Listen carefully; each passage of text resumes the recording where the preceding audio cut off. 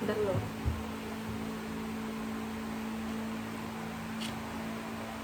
Langsung aja. Assalamualaikum warahmatullahi wabarakatuh. Waalaikumsalam warahmatullahi wabarakatuh. Halo semuanya.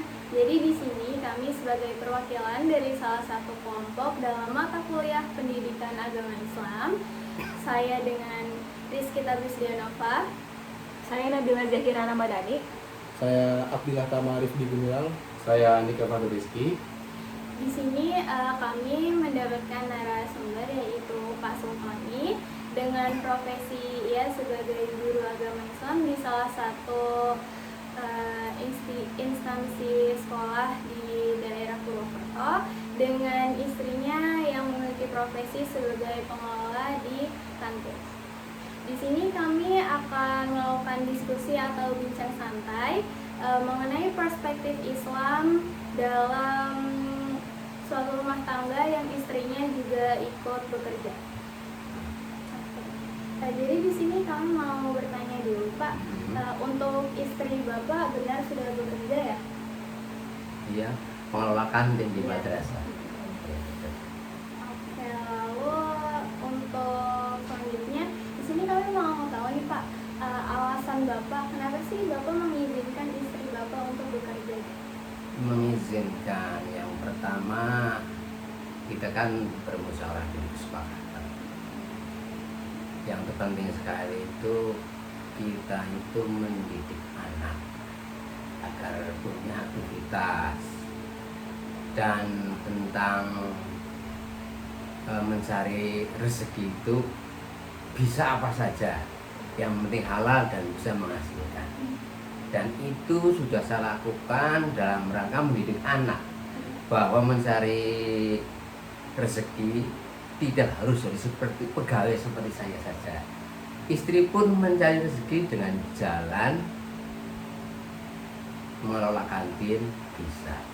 Jadi memberikan pendidikan kepada anak untuk bekerja, berwirausaha, dan selalu berusaha. Tidak harus jadi pekerja atau pegawai seperti saya. Ya, kira-kira begitu. Bagus juga sih, Pak, untuk pandangan Bapak sendiri, karena dari kami kan semisal kami hanya melihat pekerjaan itu hanya untuk mencari uang atau sebagai mata pencaharian gitu. Tapi ternyata dari perspektif Bapak sendiri, dengan bekerja itu juga bisa menjadi contoh bagi anak-anak gitu, bahwa bekerja itu suatu usaha juga gitu. Ada keuntungannya dari istri saya mengelola kantin itu, bisa berbagi setiap hari. Kalau saya bekerja sebagai pegawai, mungkin dapat gaji sebulan sekali, barangkali bisa berbagi hanya sebulan sekali. Tapi istri saya itu bisa berbagi makanan tiap hari kepada orang, kepada anak. Dan itu melatih juga kepada anak agar setiap hari itu bersedekah, berbagi kepada orang lain. Lalu di sini kami ingin menanyakan juga mengenai faktor apa sih yang mendorong Bapak untuk mengizinkan istri Bapak untuk bekerja gitu? Ya berarti saya sampaikan tadi, faktornya tadi. Jadi yang pertama jelas, karena kewajiban istri dalam rumah tangga itu diantaranya adalah membantu suami, bersinergi lah. Jadi bahasa agamanya itu mencari ridho suami. Nah, di antara mencari ridho suami atau kerjasama dengan suami itu adalah sama-sama mencari nafkah yang sudah sepakati. Berarti untuk faktor yang menjadi utamanya adalah untuk sebagai ridho ya, Pak? Ya, istri dalam mereka mencari ridho suami. Pak, saya boleh izin nanya, Pak? Iya, boleh. Kan tadi di Bapak cerita bahwa Bapak sendiri bekerja dan istri Bapak juga mengelola kantin. Nah, dengan kesibukan kedua orang tua tersebut, gimanakah cara Bapak dalam mendidik anak yang di rumah saat orang tuanya sibuk di luar, Pak? Mungkin bisa diceritakan pengalaman dalam selama ini. Oh iya boleh. Gini. Jadi ini kebetulan dulu dan ya sekarang. Nah, pertama kuliah di Poltekkes Semarang. Kebetulan memang saya dipesantrenkan. Kemudian anak yang kedua itu di Alia, di pesantren juga. Ada satu yang di rumah. Berarti ketika pagi kan sekolah, Oh, ya kita sama-sama pagi ya ketemu, sore kita ketemu juga. Jadi terpantau terus, karena kita berangkat pagi, sore kita sudah iya. pulang, kan ketemu terus, memantau, dan kita tiap hari mendidiknya. Ya. Berarti bisa dibilang keluarga Bapak itu untuk kegiatannya masih di dalam satu lingkungan juga ya? Kalau tempat dari rumah ya sudah di Siado itu, di MS di 3 Banyumas. Kalau dengan istri satu lingkungan, tapi dari rumah ya sudah 10 kilo dari rumah. Iya. Lalu di sini ada juga pertanyaan dari kami mengenai pandangan Bapak lagi. Menurut Bapak sendiri, apakah seorang istri yang bekerja dalam suatu rumah tangga itu sesuai dengan tuntunan Islam? Ya. Jadi kita bicara tentang agama Islam ya. Jadi setiap orang yang berkeluarga itu kan inginnya sakinah, mawaddah, warahmah. Sakinah itu artinya sikin. Berasal dari kata sikin artinya pisau yang sangat tajam. Artinya itu tidak menyakiti. Kalau pisau yang sangat tajam itu tidak menyakiti, tidak berasa. Jadi istri tidak menyakiti suami, suami tidak menyakiti istri. Itu sakinah. Yang kedua mawaddah. Mawaddah itu melihat kelebihan suami istri. Istri melihat kelebihannya suami. Suami melihat kelebihannya, jadi jangan dilihat kekurangannya. Terus warahmah itu menutupi kekurangannya. Setiap orang pasti ada kelebihan dan kekurangan. Semua orang tidak ada yang sempurna. Suami entah itu jadi pejabat, pedagang, pendidikannya sangat tinggi, tetap saja dalam keluarga pasti ada kelemahan, ada kekurangan, ada kelebihan. Yang dilihat kelebihannya. Jadi istri melihat kelebihannya saja. Suami itu kok hitam sekali, mungkin jadi kelebihannya ya. Senang banget, hitam manis. Kemudian parohmah itu menutupi kekurangan. Dari kata sakinah mawaddah rahmah itu saja kita bisa lihat bahwa dalam keluarga itu harus saling melengkapi, harus menutup kekurangan, memandang kelebihan. Di dalam Al-Quran surat Al-Baqarah ayat 233, bisa baca Quran enggak? Ya, nanti bisa dibuka. Di situ itu diterangkan begini. Jadi istri itu berkewajiban menyusui, mengurus anak. Kemudian suami mencari nafkah. Ini surat Al-Baqarah ayat 233. Di situ diperintahkan bahwa seorang istri harus mengurus anak. Berarti mengurusi rumah tangga, anaknya disusui. Kemudian seorang bapak itu harus menafkahi, mencari rezeki dan memberikan kebutuhan keluarga.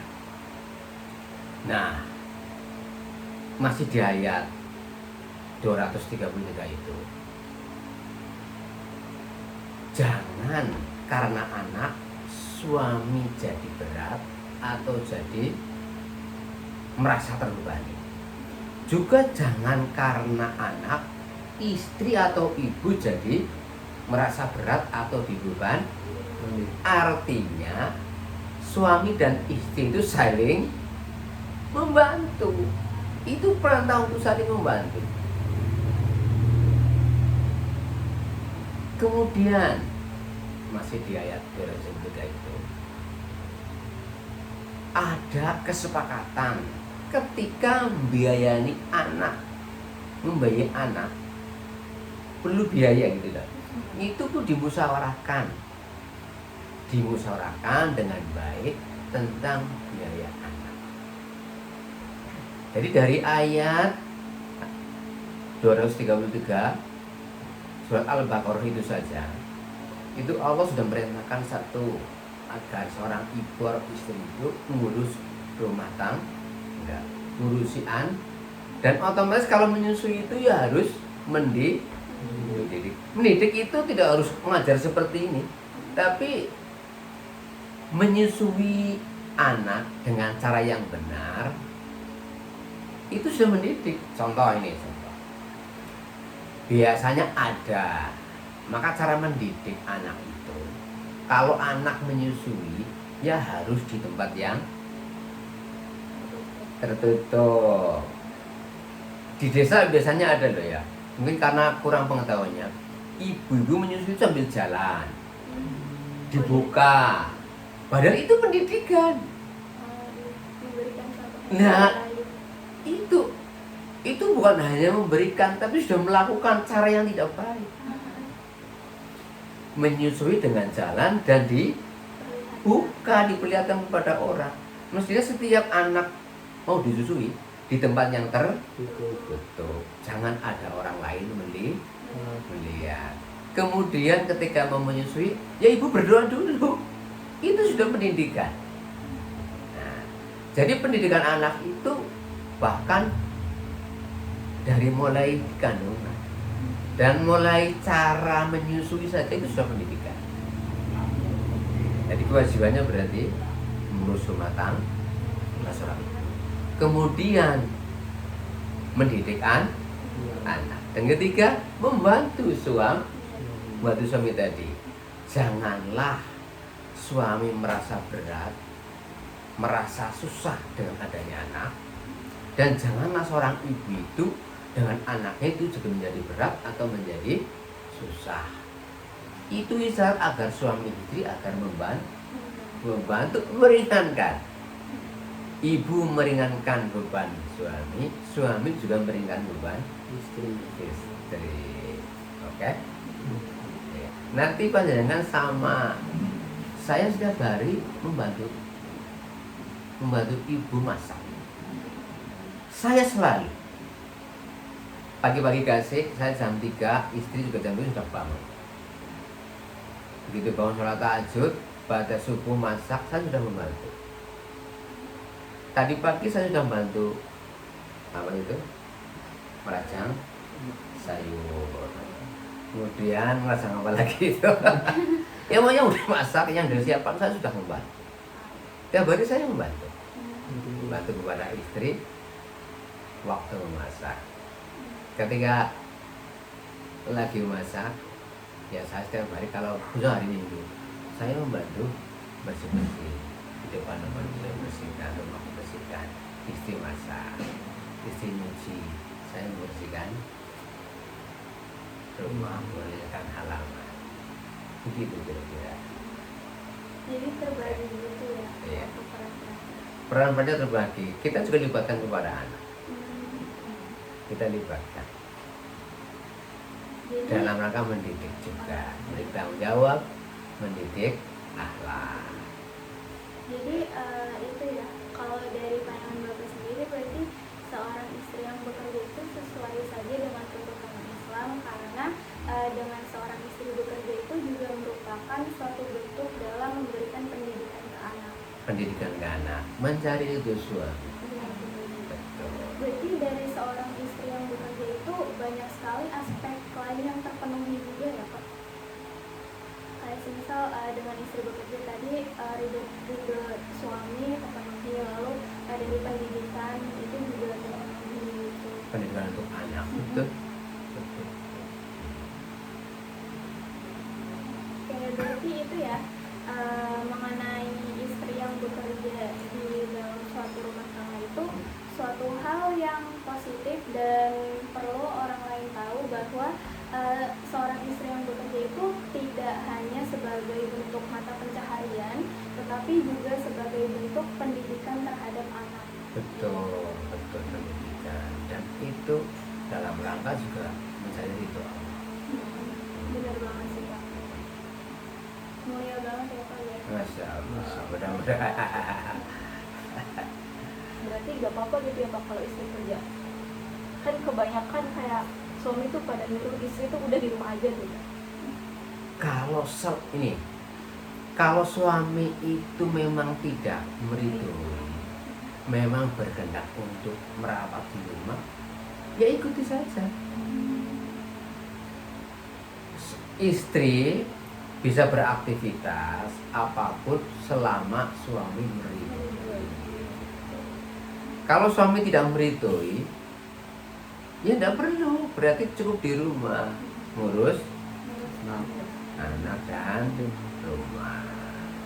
Selama suami meridhoi berarti boleh dalam rangka bekerja sama. Kan juga yang namanya aktivitas kerja, katakanlah istri mencari uang, kan tidak harus juga keluar kan, bisa saja dari rumah. Nah, iya betul. Jadi itu lebih bagus malah. Selama masih di rumah kok bisa mencari mangisa tambahan dalam rangka ikut mencari ridho suami, boleh banget, malah bagus. Intinya selama suami meridhoi. Dan dalam Al-Quran tadi Quran surat Al-Baqarah ayat 333.